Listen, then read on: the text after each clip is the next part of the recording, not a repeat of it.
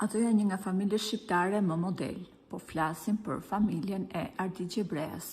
Edhe pse moderatori ka qenë gjithmonë në qendër të vëmendjes televizive, bashkëshortja e tij punon shumë fort që Arditi të shkëlqejë në ekran, por ajo gjithmonë qëndron pas kuinteve.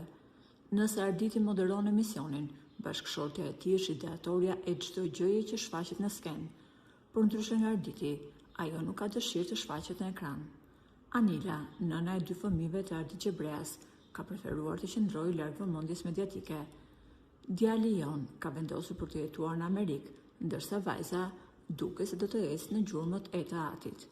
Duke qenë se është bashkëshortja e një nga figurave më të njohura televizive, edhe kurioziteti për jetën private të Anilës është tejet i madh.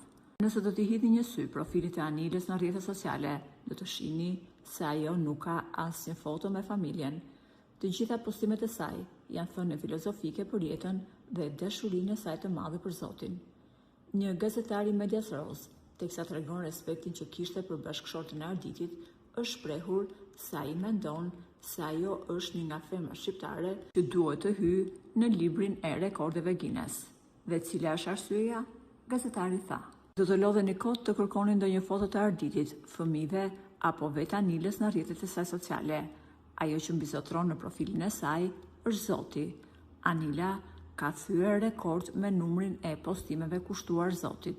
Numërohen plot 2118 shprehje dhe thënie vetëm për Zotin. Anila është ndër të paktat femra shqiptare që rrjetet e saj sociale nuk i përdor për të reklamuar jetën e saj, por për të falendëruar Zotin.